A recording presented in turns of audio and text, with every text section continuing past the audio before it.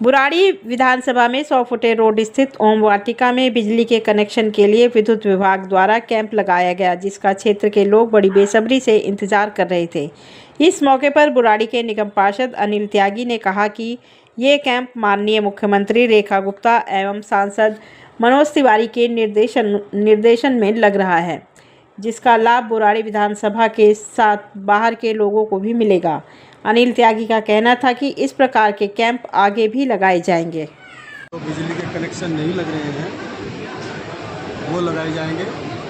जहाँ पे area electrify है और वहाँ कनेक्शन अनऑथराइज में नहीं लग रहे हैं, उन सब के कनेक्शन लगाए जाएंगे। ये हमारी लोकप्रिय मुख्यमंत्री रेखा गुप्ता जी और हमारे लोकप्रिय सांसद श्री मनोज तिवारी जी के आदेश पे कैंप लगाया है। मैं इसके लिए हम और हमारे सारे लोग काफ़ी लंबे से समय से प्रयास कर रहे थे कि कैंप लगाया जाए और लोगों को राहत मिले।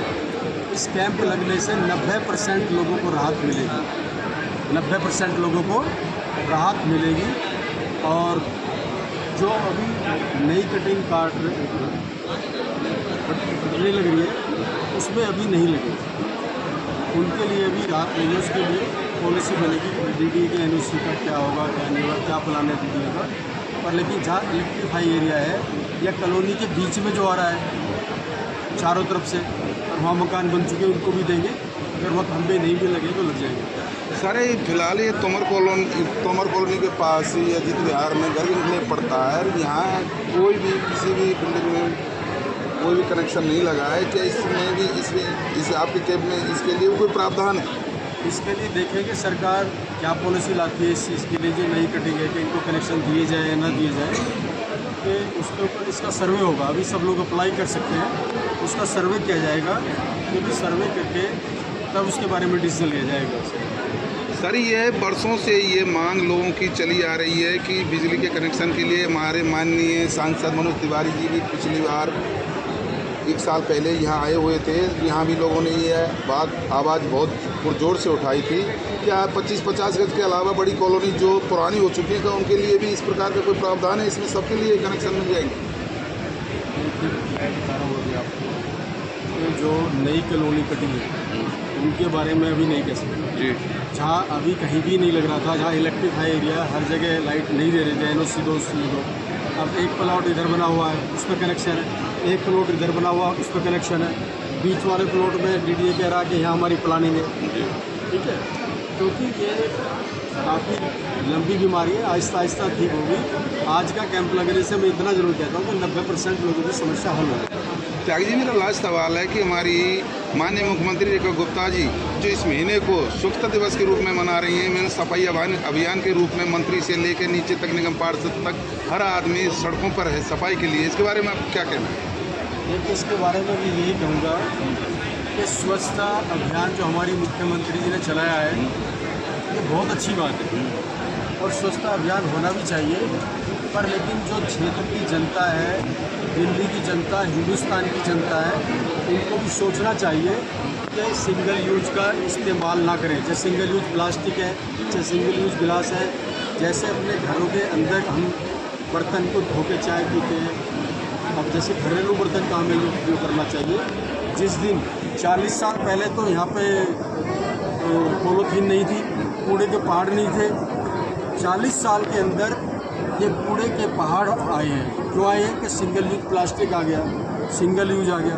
पहले क्या होता, गांव में कूड़ी बोलते थे, उनको खेतों में ले जाके डाल देते थे, मिट्टी बन जाती थी।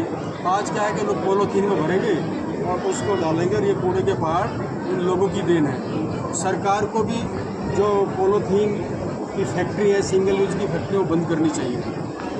सर हमारी जो 100 फुटे की जो रोड की परेशानी है, ये काफ़ी दिनों से चली आ रही है। जिस सीवर के लिए जो अभी काम पहले भी चल रहा था, पिछली सरकारों में भी, अभी भी चल रहा है, कब तक कंप्लीट हो जाएगा? कुछ अनुमानित समय सर? जब से सरकार बदली है, जब से दिल्ली में सरकार बीजेपी की बनी है, तब से काम बहुत स्पीड से चल रहा है, आप भी देखेंगे। और काम की गुणवत्ता में भी फ़र्क है। और बुराड़ी के अंदर 4 लाख लोगों की रहने की गुंजाइश है क्षेत्रफल के हिसाब से। पर रह रहे कितने 15 लाख जी। और रोड तो वही 100 फुटा है, तो थोड़ी बहुत दिक्कत तो सहन करनी पड़ेगी लोगों को, पर लोगों को खुद भी बदलना पड़ेगा। हमारे बुराड़ी के स्थानीय लोगों का कहना है कि हमारे स्थानीय विधायक संजीव झा मौके पर इस समय बिल्कुल दिखाई नहीं देते हैं, लोगों की परेशानियों में बिल्कुल साझा नहीं कर रहे हैं। इस बार चुनने के बाद क्या कहेंगे सर? ये तो संजीव झा जी तो अगर दिखाई नहीं दे रहे हैं तो आने वाले समय में जनता फिर सोचेगी कि क्या करना है क्या नहीं। इसी जनता ने तो उनको 3 बार बनाया, अगर उनके अंदर कोई कमी होती तो जनता क्यों जिताती उनको?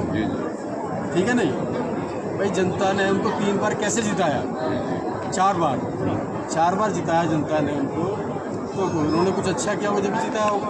अब वो दिखाई नहीं दे रहे हैं तो उनका 5 साल का रिचार्ज हो गया, देखेंगे 5 साल बाद। जनता तो ऐसी है कि भूल जाती है, जनता को तो 2 महीने बाद 3 महीने बाद फिर भूल जाएंगे, ठीक है नहीं। तो अभी इनके इलेक्शन का बहुत लंबा टाइम है। अनिल जी, ऐसी बहुत सारी शिकायतें हैं लोगों की। डिमांड नोट आया हुआ है, डिमांड नोट जमा भी कर दिया बिल, इसके बाद भी अभी तक मीटर नहीं लगे। उसका ऐसा भी यहाँ सुनवाई होगी इस लोगों की? सब सुनवाई होगी, सबके मीटर लगेंगे। मैंने बता दिया जो नई कॉलोनी है उस पर जो मीटिंग होगी दोबारा कि वहाँ देने नहीं देने। बाकी जहाँ कॉलोनी के बीच में है वहाँ खंभे भी नहीं है, वहाँ भी लाइट देंगे। सर कई लोग सर जी आज क्या आगे भी ऐसा कैंप लगता रहेगा? आज का हमारा टारगेट 500 लोगों का है रजिस्ट्रेशन करने का, और करीब 200 के लगभग रजिस्ट्रेशन हो चुके हैं, और ये 5 बजे तक चलेगा। और आगे भी हम ऐसे कैंप लगाते रहेंगे जब तक समस्या हल नहीं होगी। ये अनिल त्यागी जी के द्वारा जो कैंप लगाया गया है, तो क्या है, कैसा कदम है, कैसा कहेंगे, क्या कहेंगे? इस क्षेत्र में बिजली की समस्या को देखते हुए हमारे बुराड़ी के लोकप्रिय निगम पार्षद जी ने इतना बड़ा कार्यक्रम आज किया हुआ है कि जनता को एक ही छत के नीचे, जो कि कार्यालय में NDPL में धक्के खाने पड़े, लोग परेशानी होती थी, ऑफिसर सुनते नहीं थे। आज उन्होंने अपने निगम कार्यालय के पास बहुत बड़ा वाटिका में कैंप लगाया हुआ है, जिससे जनता को सोते सोते सभी घरों में बिजली आ सके।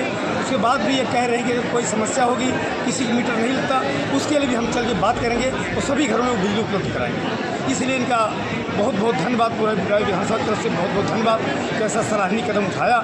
भगवान करें कि ऐसे ये अच्छे अच्छे कार्य करते हैं।